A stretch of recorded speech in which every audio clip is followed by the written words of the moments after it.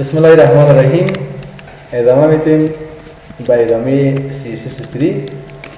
در قسمت باردر و در باردر ریدیاس میخواستیم یک کنج از یک باردر یعنی ریدیاس برش میدادیم تا اینکه گل شود.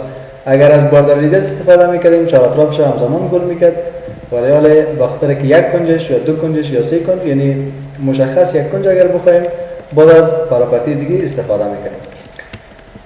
خب اینجا یک پیج HTML داریم. خب کدای آماده است، از اینو استفاده میکنیم. صفحه خالی است، چیز نداره. اینجا یک دیو به وجود میریم.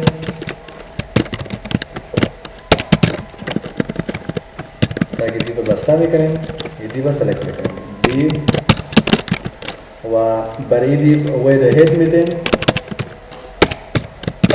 ویدش 200 پیکسل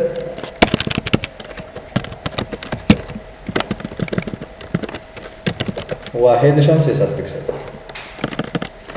برای باردر هم استفاده میکنیم. باردر 1 پیکسل سلاید بلو. این قسمت آمد و مارجن 0 اتم بر از این میگیم 0 اتم به مرکز بیایم. حالا بازی دیو سلکت میکنیم. سایز نه دیو سلکت میکنیم، میگیم دیو سلکت بکو و برای دیو باردر رادیوس بده. سایز باردر رادیوس مثلا 20 پیکسل میده. این رادیوس در چهار اطراف اجرا میشه. ما میخوایم که باردر رادیوس برای یک کنج مشخصش بدیم. پس اینجا از پراپرتی که استفاده میکنیم باردر داش تاپ داش لفت، یعنی در طرف تاپ باردر لفتش رادیوس به نسبت 40 پیکسل به شکل یعنی تاپ لفت. حالا میگیم برای تاپ رایتش هم بده. سایز تاپ رایتش هم رادیوس بده برش. حالا تاپ رایتش هم. حالا مثلا باتم لفت برش به نظر میگیریم.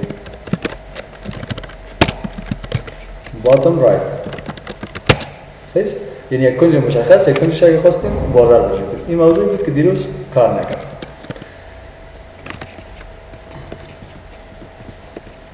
خب در قسمت بک‌گراند یک موضوع دیگه که بک‌گراند اوریجین بود. بک‌گراند اوریجین گفتیم که چند پراپرتی داره با خود، یعنی خود یک پراپرتی است که یعنی چند ولیو میتونه بگیره. سیست یک ولیوشی بود که کانتنت باکس بود و یکی پادینگ باکس و دیگه باردر باکس. هدف از کانتنت باکس هم گفتیم که چیز، ولی حالا مثال عملیش کار میکنیم. اینجا ببین بک‌گراند اوریجین کانتنت باکس، ولی باید یک تصویر ما استفاده کنیم، در غیر از او کار نمیکنم. خب ایدی و اینایش پس میکنیم.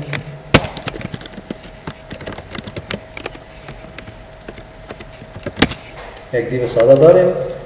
حالا برای از این چی کار میکنیم؟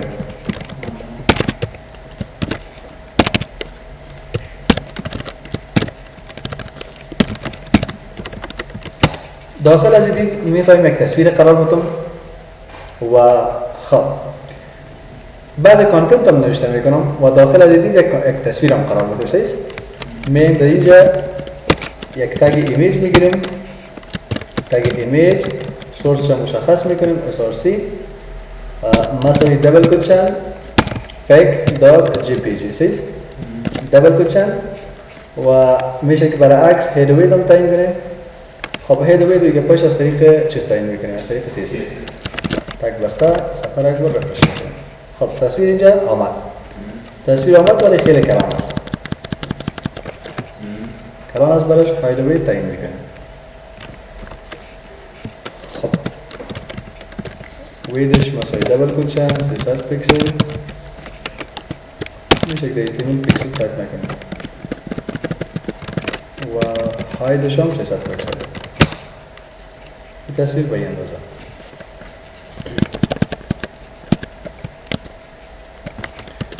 در این قسمت میایم ایمیج سلکت میکنیم تا اگه ایمیج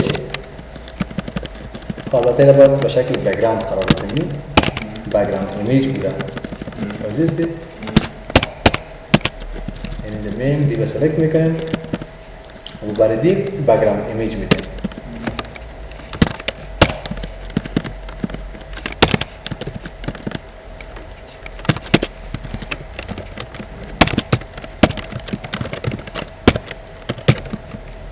بک‌گراند ایمیج دو نقطه URL و اینجا برش مشخص میکنیم pic.jpg سیست سنگل کوتشن و اینجا مکس میکنم یه همه داخل دید. حالا از تصویر اگر های دیویدش هم خواستی خورد بسازی بود میشه که خورد بسازی. حالا هدف در اینجا چیست؟ میخوایم از چی استفاده کنیم؟ از بک‌گراند اوریجین استفاده کنیم سیست. اگر داخل از دیو کدام کانتنت هم داشته باشیم سانتکس و میم اینجا میگیم از دیو فونتشه فونت سایزشه برای ما 40 پیکسل بساز و کلر فونتشه وایت بساز.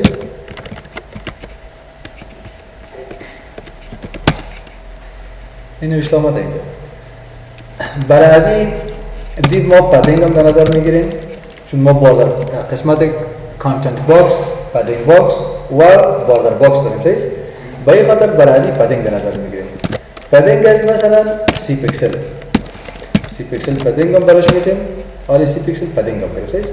30 هم نیکه 40 خوبتر معلوم شده 40 پیکسل پدینگ هم من میخوایم این قسمتی که پدینگ است ساحی که پدینگ است ببین این قدر پدینگ از این طرف است قدر پدینگ خلاصه ساحی پدینگ تصویر درش نباشه فقط ساحی تکست باشه.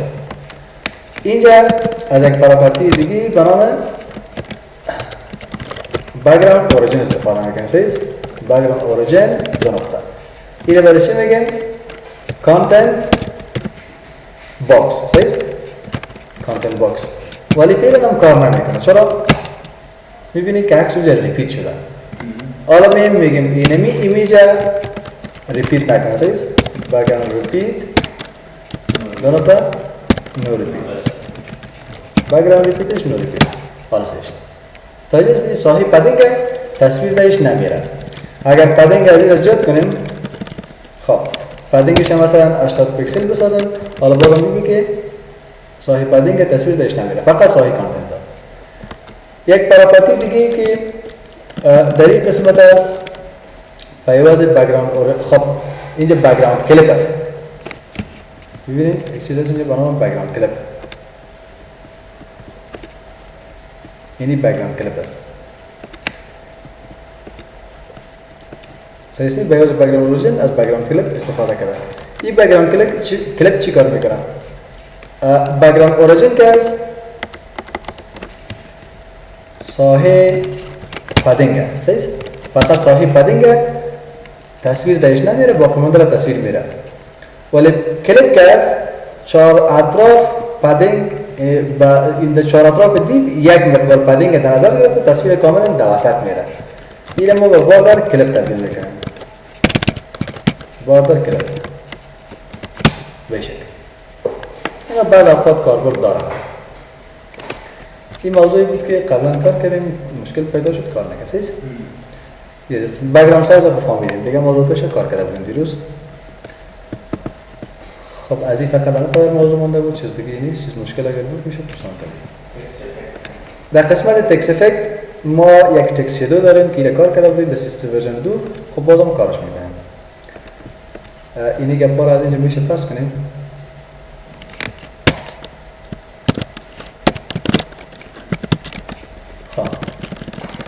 اینه دیو سلکت کردیم اینجا براش تکست شادو استفاده میکنیم. سیز تکست افکت ببین کدام چیزا رو داریم.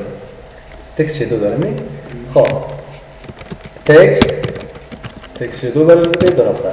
یک پیکسل اینه دیگه خوب یاد گرفتی. یک پیکسل به طرف اینی شادو یک پیکسل به طرف رایت است. یک پیکسل به طرف پایان است. سیز و اینی مثلا 3 پیکسل فیدر است. و اینا یلو کلرش.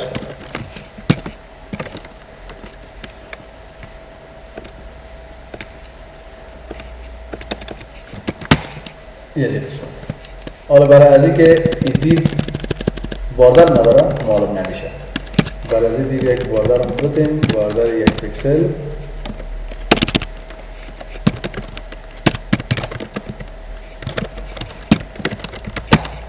دیو قسمت. و این دیو هاید دیو شناخت بکنیم. خب هاید از این 300 پیکسل و خب و هاید 300 پیکسل هم داشته باشه. دیو قسمت. تکس شادو داره بخود. اگر سانز فونت کلام کنیم معلوم میشه دیگه ضرور نیست. و اگر رنگش رو بلو تبدیل کنید دیگه خوب ترخواهد شد. یک شادوی معقول میگیره. اگر سایز فونت رو میکرم کلام بسازید فونت سایز دو نقطه مثلا 40 پیکسل چقدر معقول شد. این مقدارش زیاد میکنم. شاید که مقدار رایتش زیاد میکنم. مثلا میگم 3 پیکسل به طرف راست بودم. ببینید 3 پیکسل به طرف راست. 3 پیکسل به طرف پایین بیاین. 3 پیکسل به طرف پایین. این از باردر شادو است. یعنی باردر تکست شادو است. درست؟ تکست شادو. موضوع بعدی که است در این قسمت ورد رپ است. این ورد رپ چه قسم کار میکنه؟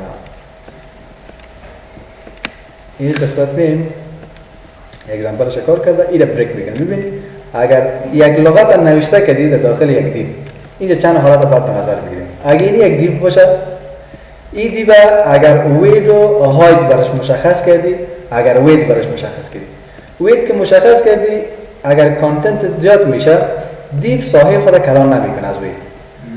اگر وید برش مشخص نکردی اینمی آتو فیت تو کانتنت میشه یعنی مطابق با کانتنت دیو ساحه خود خود میکنه و ساحه خود کلام میکنه. در این حالت که است این دیو برش وید تعیین شده ویدش مشخص شده و اگر کلمات جملات نوشته میکنیم بین حروف فاصله یعنی بین لغات فاصله در نظر نمیگیری در اون صورت این یک حالت با وجود میاد. ولی اینا را چون یک لغت از فاصله با وجود یعنی سعی کن تا این قسمت بریک نشده نه فقط این از این صحابت بریک شد. چرا؟ چون این یک لغت است این لغت ادامه دار یعنی ادامه پیدا کرده بعد از اون انتر شده و به شکل دیگر هم انتر اما تا حالت با وجود میریم. خب این تکست که از زمین یک چند دونه کپی میگیریم. کپی این را اگر سیو کنیم ببینید ما میخوایم که اینی چهارم از دیو خارج شود بیرون شود از دیو سیز. پس اینجا کافی است که چی کنیم این کنترل سی بدون کدام اسپیس در اینجا یک چند دونه پیست کنیم. یعنی متن وقتی که اسپیس نگرفت یک لغت میشه دیگه این سیو میکنیم صفحه را کار میشه. ببینید این از این خارج شد. پس برای از اینکه این را در داخل دیو قرار بدیم از ورد رپ استفاده میکنیم. سیز ورد رپ پراپرتی که سیستم نه آمده. خب ورد رپ سینتکسش به این شکل است که دو نقطه بریک داشورد. خب سلکتر در اینجا چی است؟ سلکتر دیو است دیگه. سیز دیو سلکت کردیم. حالا برش چی میگیم؟ میگم ورد داش رپ. سیز دو نقطه. اینجا برش میگیم که بریک داش ورد. سیز سیمیکالن این سیو میکنیم صفحه یک بار بشه. بشه. او را بریک میکنه. یعنی از امو ورد با کماندیشه بریک میکنه پایین. اگر متن ما در اینجا زیاد شد دیگه باز خوانده بودیم که کدام شکل ببین آره متن زیاد شد. اینجا حالت آورفلو به وجود اومد. باز در خوانده بودیم زمانی که در یک دیو حالت آورفلو به وجود میاد چطوری را تبدیل کنیم. سیز یعنی را به چندین حالت و اشکالات و اسکرول بود و اگر خب بازم کار میکنیم ممکن یاد رفته باشه آورفلو دو نقطه. یعنی چی میگیریم براش؟ اسکرول میگیریم. سیز آورفلو اسکرول اینجا اسکرول. ببینید حالت آورفلو این گپایی بود که قبلا خوانده بودیم. خب این چیز دیگه نمونده. بعض گپای دیگه بود مثلا نیو تکست پراپرتی است. ببینید اینجا فرض کو این قسمت پانکچویشن تریم است. پانکچویشن هدف است اونمو سمبولکایی که استفاده میکنیم مثلا منفی و مثلا ندایه و کاما و دیگه با تکست امفاسایز است که امفاسایز یک جلب توجه قرار میگیره. فقط سینتکسش به این شکل است. شکل میشه. اگه خواستی کدام مثالش هم ببینید اینجا فقط رایت کلیک کن اینو بگو در نیو تیپ باز کن اینجا یک مثال شکار کرده. مثلا اینه text justify مثلا enter dash word این حالتهای مختلف است که خودتون کار کنید یاد بگیرید مشکل نیست. مثلا تکست شدوش کار کردیم، تکست رپ کار کردیم، ورد بریک کار کردیم، این ورد رپ کار کردیم، اینی گپ است که مثلا تکست اوورفلو وقتی تکست اوورفلو شد اینا رو دیگه است که خود کار. خب این بود در قسمت تکست افکت. میریم سر موضوع فونت. یک موضوع بسیار خوبی که در فونت در CSS ورژن 3 به وجود آمده.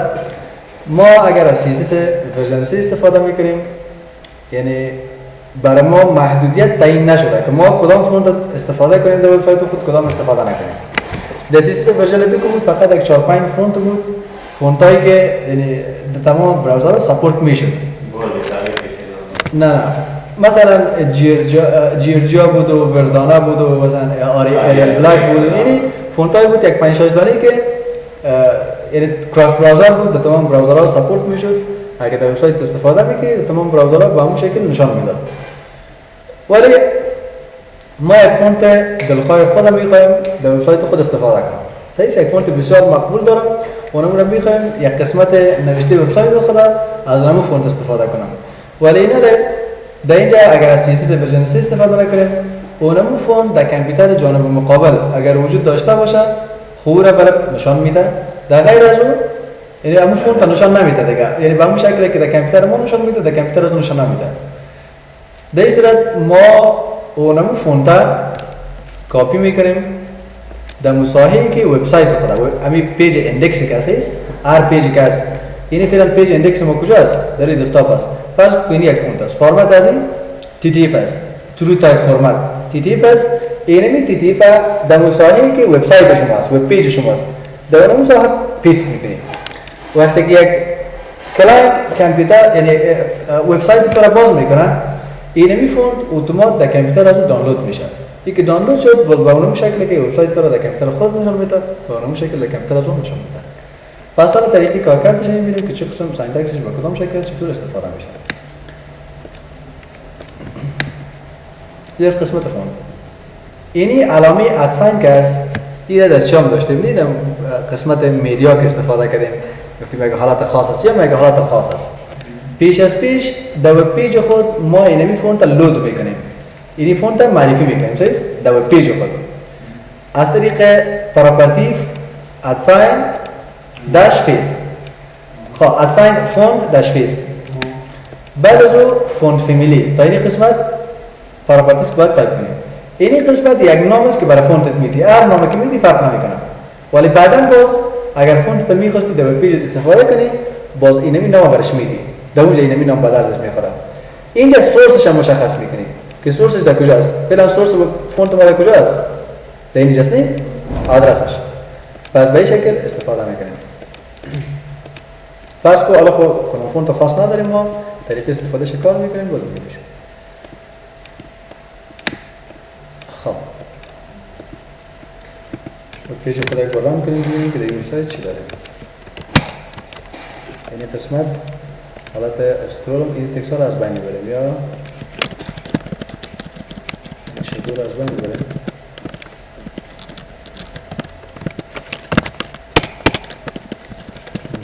باشه هایدویت باشه شمسایش از بین میبریم که حالت نارمال شد. چی نه؟ ایران میشه که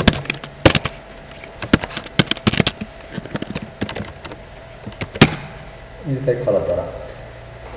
خب میم در اینمی دیو البته ایره در پیج خود گفتیم لود میکنیم نی؟ خود اینمی پیج خود چه قسم لود میشه؟ از طریق اد ساین و اینجا داشته میکنیم فونت داش فیس. این صحیح شد؟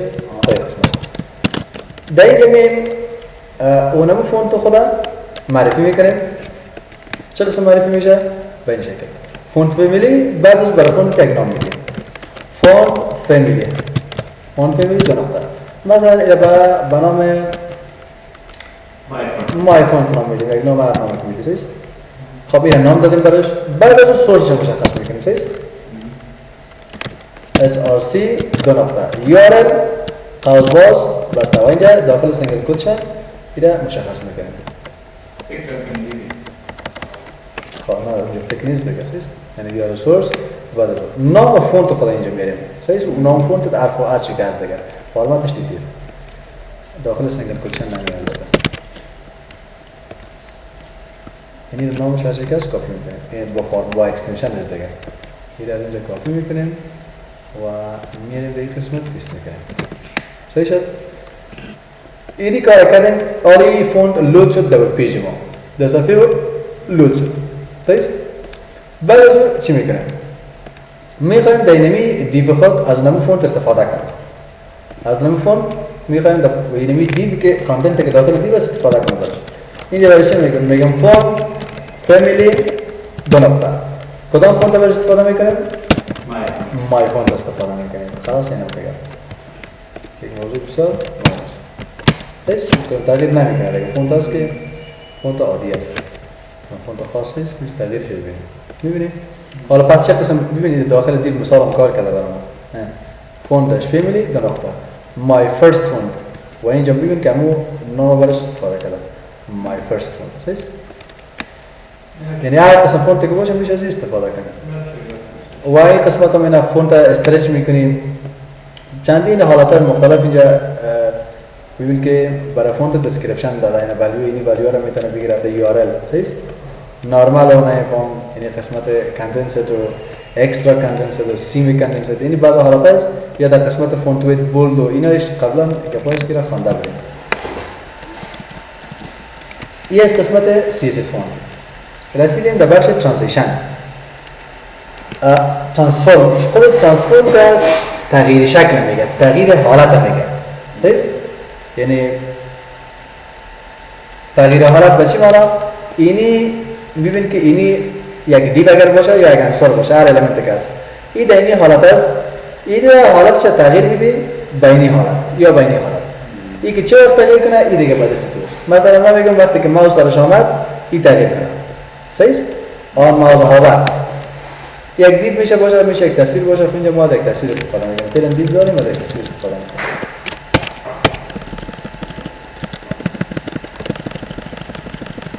دیو از اینجا پس میکنیم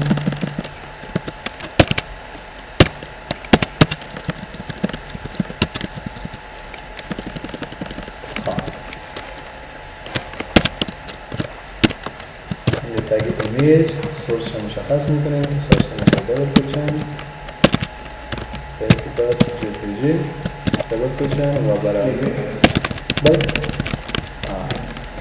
ارتباط جپیجی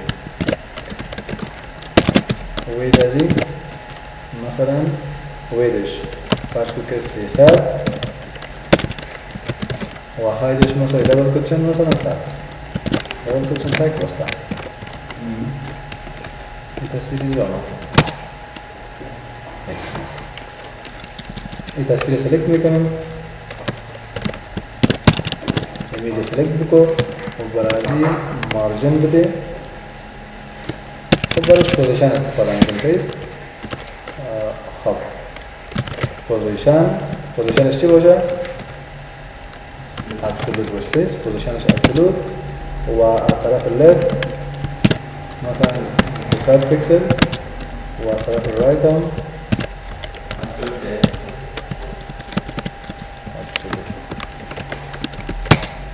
دیگر این قسمت یعنی قسمت ابسولوت داشته باشه پوزیشن دو نقطه ابسولوت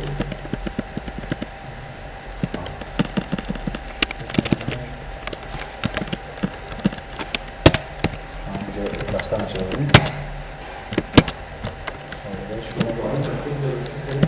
چرا؟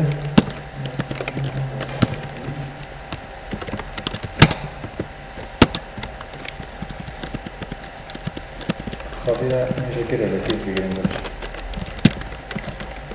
ریلیتیو و اسپیل ابسولوت داخل داشته باشه مشکل دیگه نداره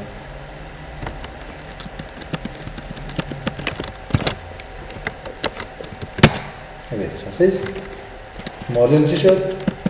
مارجن رایت نمیت میره البته مارجن پوزیشن لفت رایت نمیده پوزیشن تاپ میده از تاپ نمیخواد یکم که پایین بیاره خب میگم این در حالتی که از این تغییر شکل میکنه تغییر حالت کنه ترانسفورم با خود بگیره اینجا پراپرتی که برش معرفی شده میشه استفاده کنیم. خب ببین در 2D ترانسفورم کلاس ما یک ترانسلیت داریم، یک روتیت است، اسکیل است، اسکیو و متریکس است.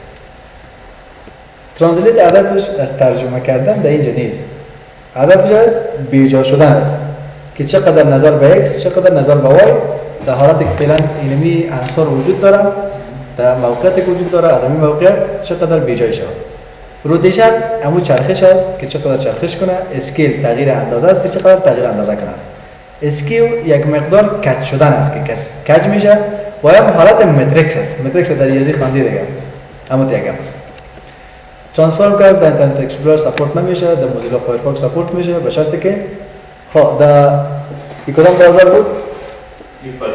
در فایرفاکس سپورت میشه که موز استفاده کنیم، در کروم گفت که در یا ولی در اپرا سپورت میشه ولی به شرطی که اینم پرفکسایشن بدید، در غیر از کار نمیکنه.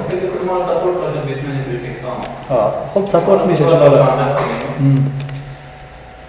خب اینمی ایمیج میگم ترانسفورم تغییر حالت بده و روتیشن درش بده. روتیشن بر اساس چی میشه؟ دیگری میشه دیگه، چیز 30 درجه 30 دیگری. اینجا می از چی استفاده میکنیم؟ از ترانسفورمش روتیت باشه. روتیشن و روتیشنش چند درجه باشه؟ 30 دیگری باشه. خب این چه وقت یک حالت صورت بگیره؟ اینه یک حالت چه وقت صورت بگیره؟ اینجا پس میگیم ایمیج هاور، وقتی که موس سر ایمیج آمد در این حالت ای 30 درجه دوران کنه، یعنی 30 دیگری دوران کنه، سیو میکنیم، سفر یک بار رفرش میکنیم. حالا ایماج ترزیمه ترانسفورم هم نداره. ترانسفورم اینجا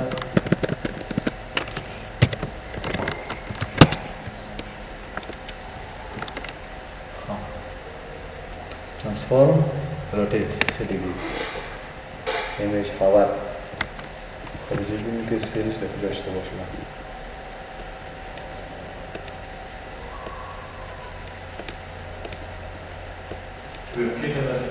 وبکیت استفاده نکنیم، میتونید گفتیم باید استفاده کنیم.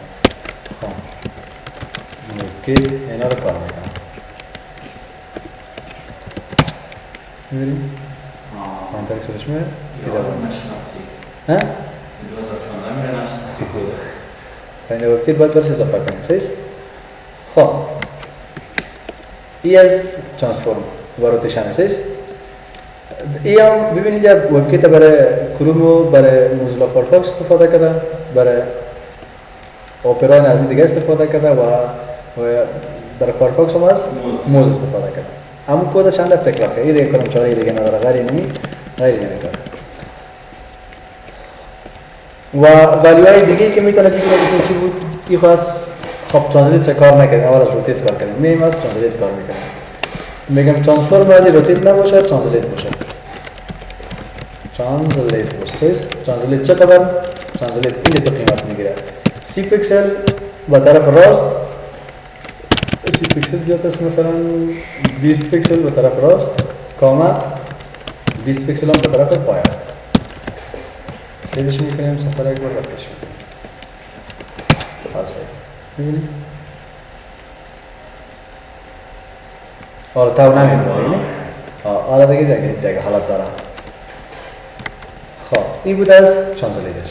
روتیت شدیدیم و میریم سر اسکیلش. اسکیل که است فقط سایزش کلام میکنه، سایز اسکیلش چقدر شد؟ اسکیلش مثلا به اندازه 120 پیکسل شد.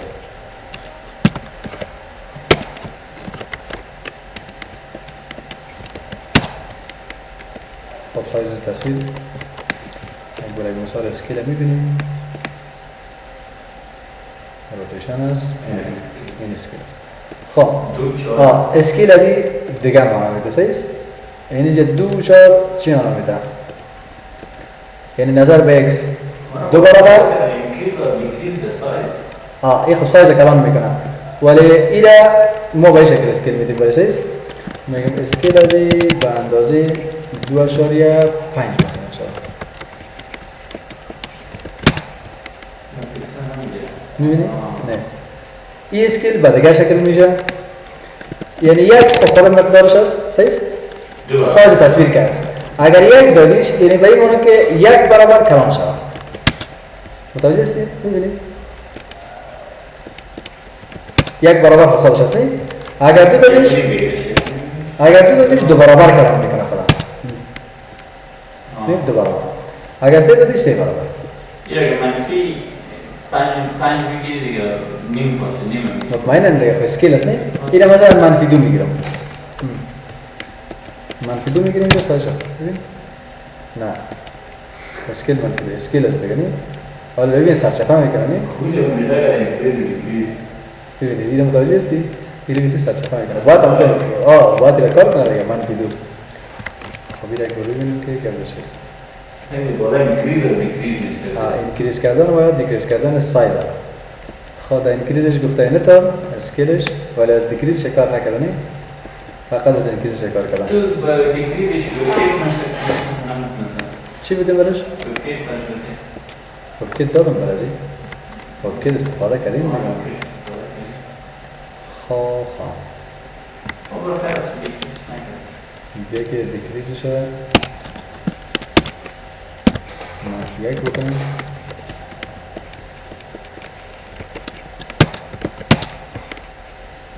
این سرچپه میکنه خواه این اسکیل ایش کار میکنه دیگه ایش سرچپه میکنه دیگه تصویر هم دمارا خلاص خواه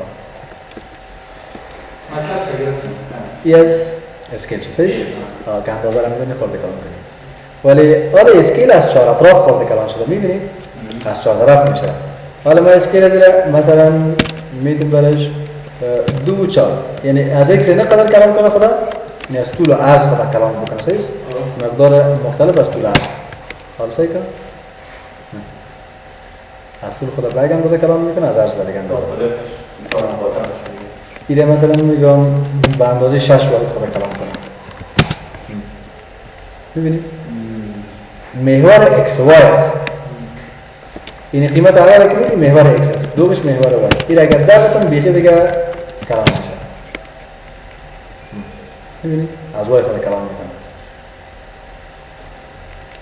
خب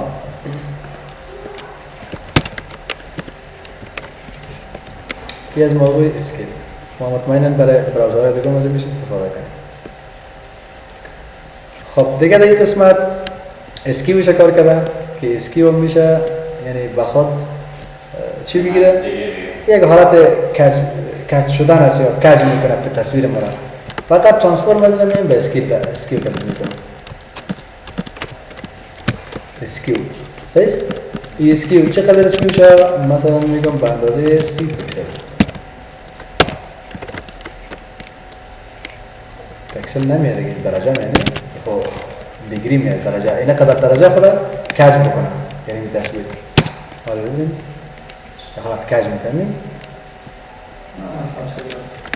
و دو قیمت رو میتونیم برای بیتی کاما مثلا نظر به ایکس قدر نظر به دیگان این قدر دیگری کلش قیمت باید بالا فرقی کنیم قیمت برای بیتی خلاص حالا ببینیم این که تو نه خیلی استفاده میشه سیاسی ورژنستی زیاد استفاده داره بازی را مقدارش زیاد نمیده دیگه بسیار کمک مثلا میدم مخازیات میده وقتی که عددش فهمیده شد مثلا 2 و 3 دیگه نیست حالا سعی کنید شما حالت جالب به وجود میاره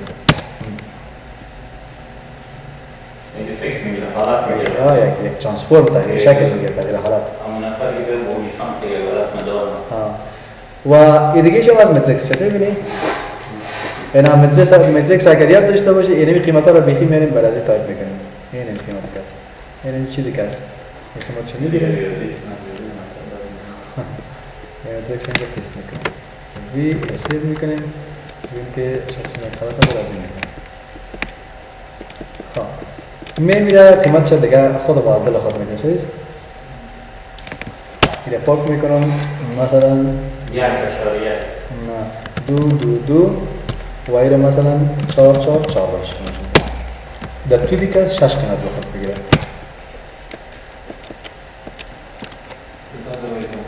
خب اسکیو نه دیگه اینجا ماتریکس میانی مشکل به اینجاست ماتریکس ماتریکس اسپیچ اشتباه شده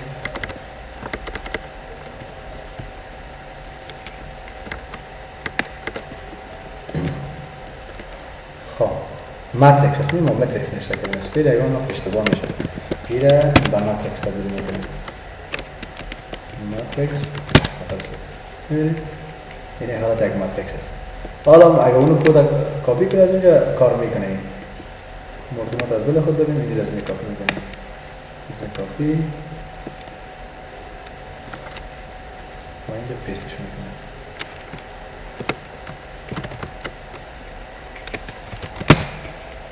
میبینید یک حالت است خب اینجا ببین این قیمت ها را داره مثلا صفر اشاره اون قدر ای خود کچ کنم نظر به x نظر به y نظر به z صحیح بعد نظر به منفی x منفی y منفی z فهمیدیش؟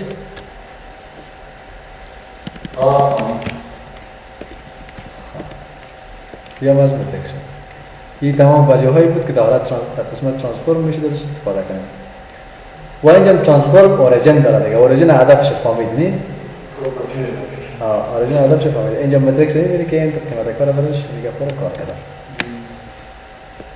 خب از قسمت ترانسفورم البته 2D ترانسفورم دیگه موضوع بعدی 3D ترانسفورم است